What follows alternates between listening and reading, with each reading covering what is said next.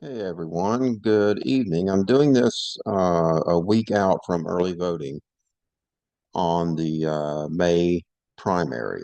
So this is April 19th, actually 1 month exactly before the actual primary date itself.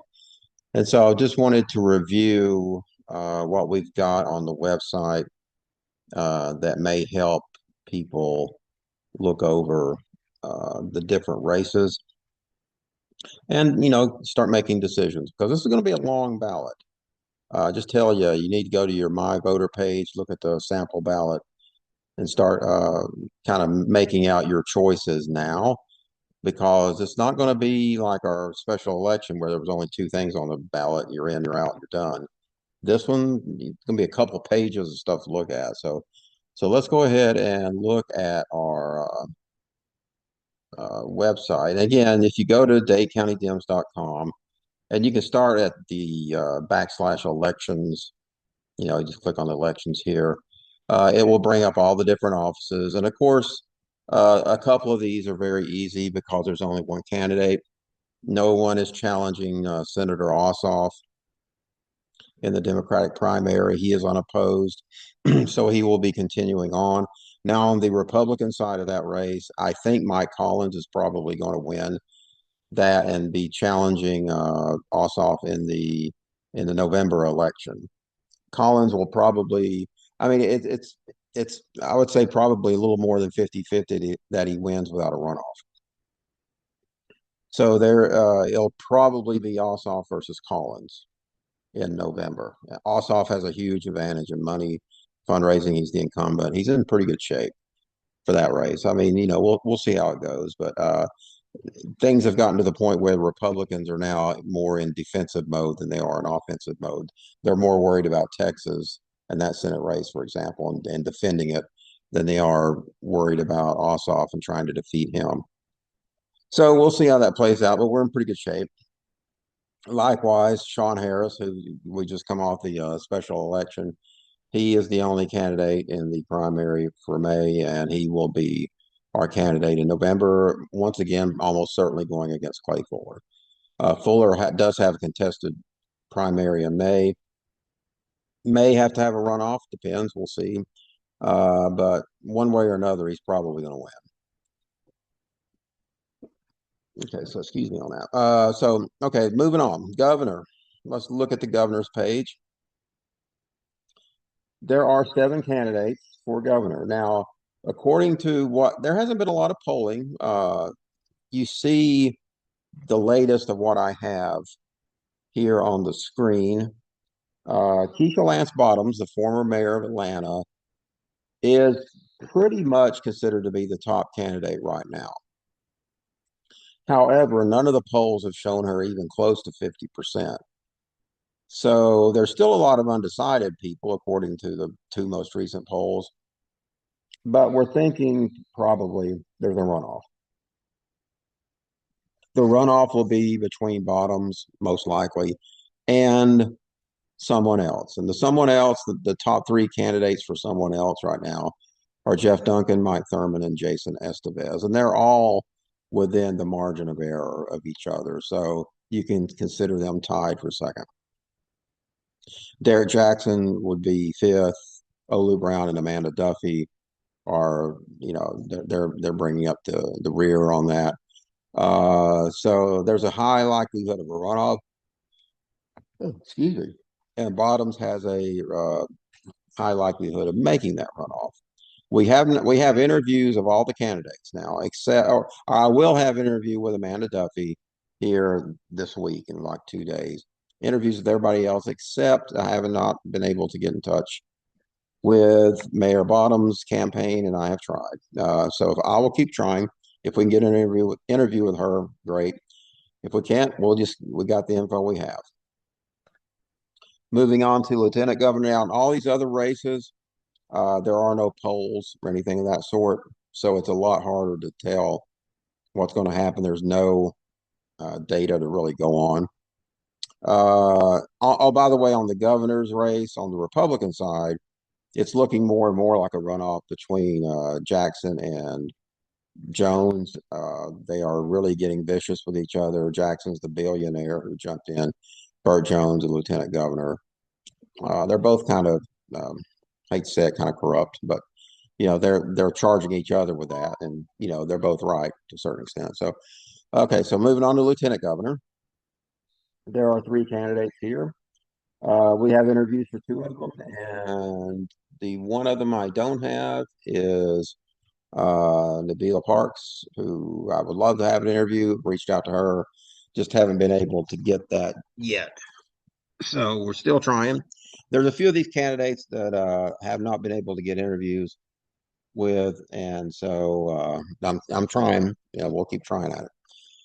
Uh, Likelihood, I think, of a runoff is moderate. McLaurin seems to be the favorite on this. He's a state senator. He's got the endorsements of most of the other Democratic state senators.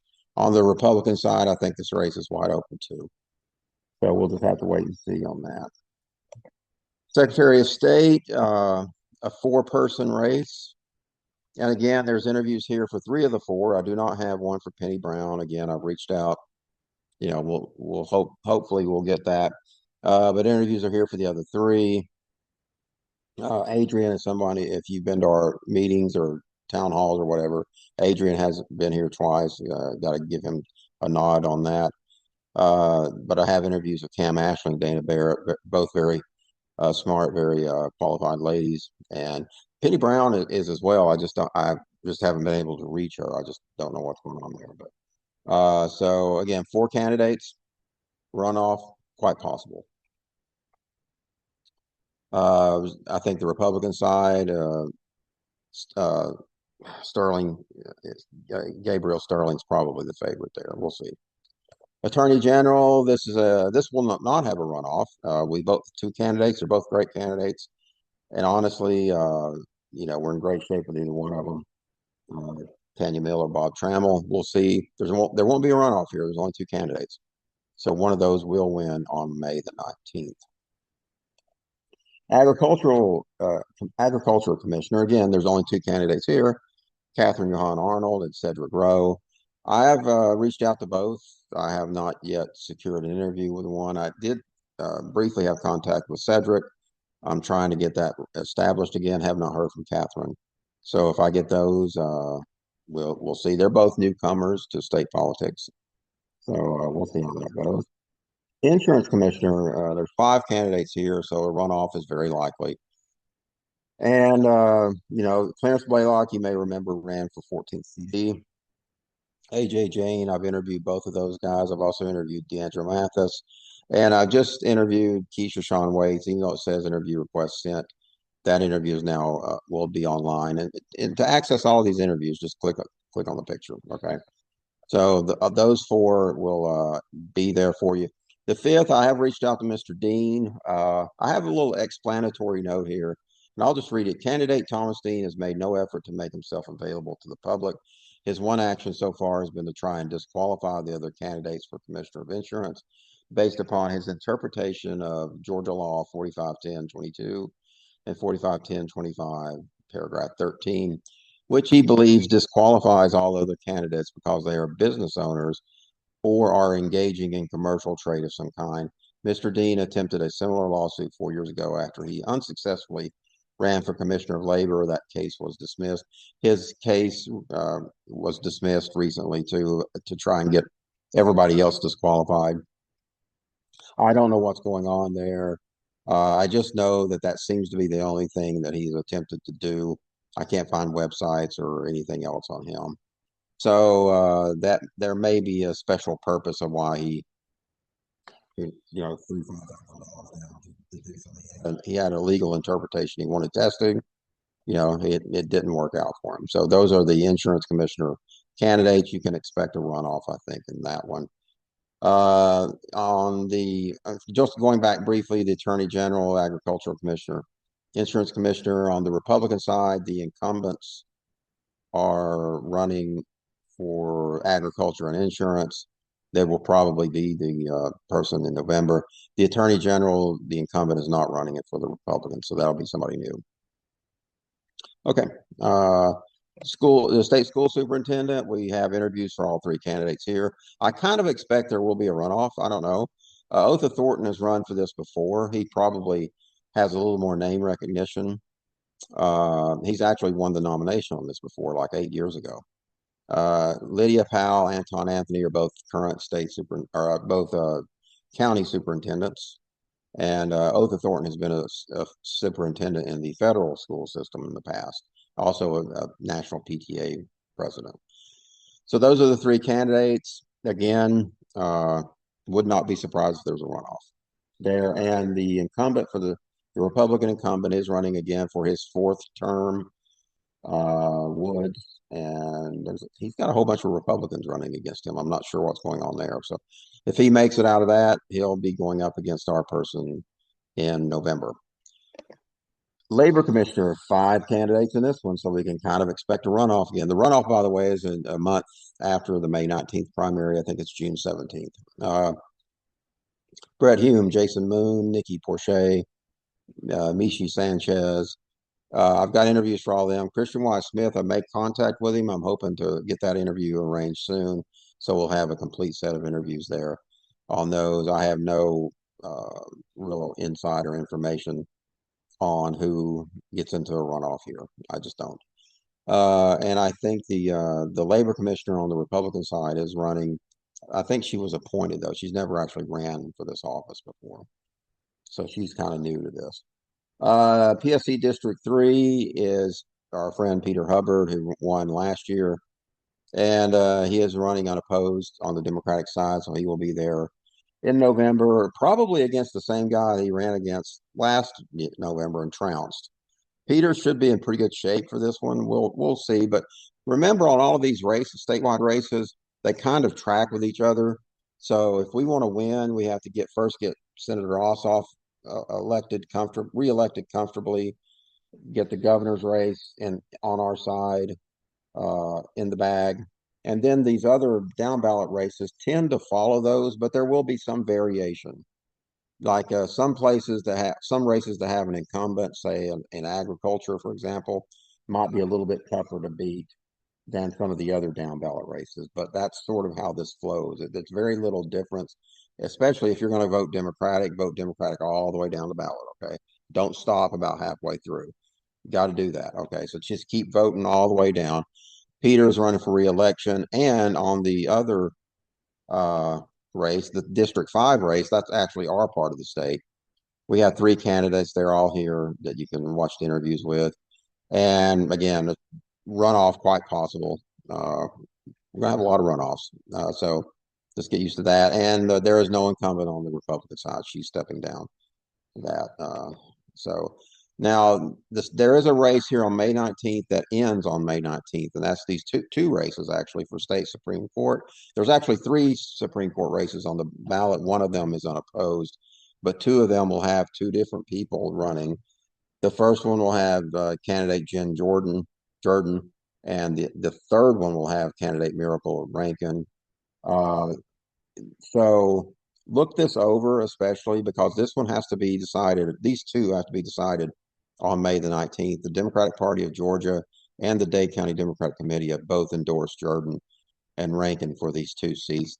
Anything judicial is nonpartisan. Of course, there are people who lean to both parties running, so you can kind of read between the lines on that.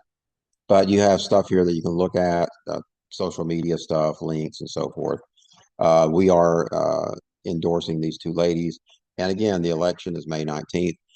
These non-judicial races, or these judicial races, will be on both, well, all three. They'll be on the Democratic ballot, the Republican ballot, and the nonpartisan ballot. So it doesn't matter how you vote. You will be voting on these Supreme Court races. So let's take a look at now. State Senate, Jack Ziblick is running again in November. He's running unopposed, so he's our guy for November, and he'll probably be against the guy who just ran against Lanny Thomas.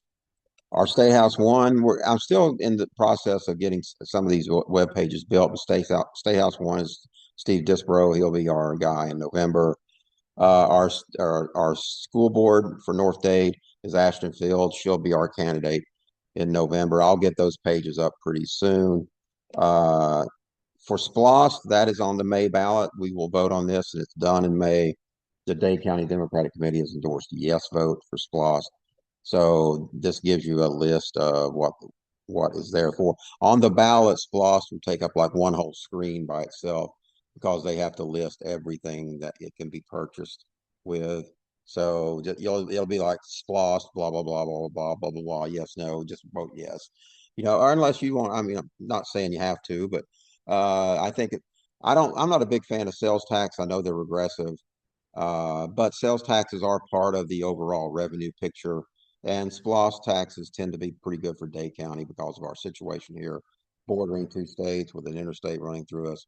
We get a lot of outside traffic that helps pay for stuff so it's a good deal for us as a county. So we tend to vote yes, and Dade County's never turned down a SPLOST ever. So that tells you something too. So we're recommending yes on that. And there are some ballot questions. These are non-binding. They're just sort of straw poll kind of questions. The two state questions, you can read over these on the website. I'm not going to read them verbatim. You'll see more links here in a few days from articles that we're explaining all of these with. The first two are state questions. The last four are county questions. Our county questions, we're not recommending either yes or no. We want you to read over those and just choose yes or no. We're doing this as kind of a way of picking out what our issues are and what we wish to pursue down the road. And so that's what we do with our county questions. The state questions tend to be to prove a point or to drive home a point or something like that. You can kind of tell how they want you to vote on those if you just read them pretty carefully. So, but those are here too for you.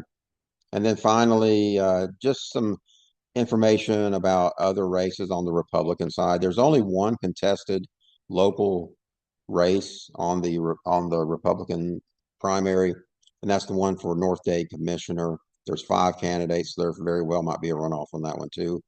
Lots of runoffs on both the Democratic and Republican side. Remember this: if you vote in the Democratic primary in May, you can vote in the Democratic runoff in June. You cannot switch over and vote in the Republican runoff at that point.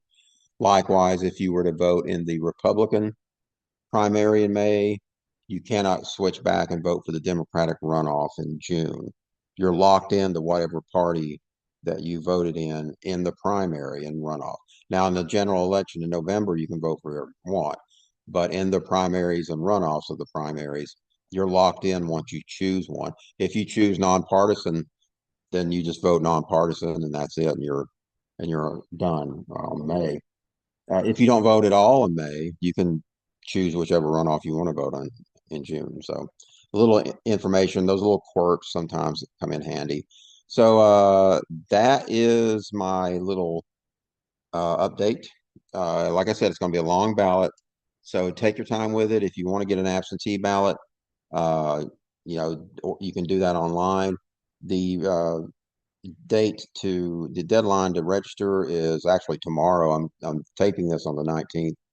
Tomorrow, April 20th, is the last day to register to vote for the primary. So understand that. I hope you're registered. And I hope this helps. We've been working on this for a while to try and get you more information so you can walk into the ballot box a little more informed. So hope you like it, and thanks for listening.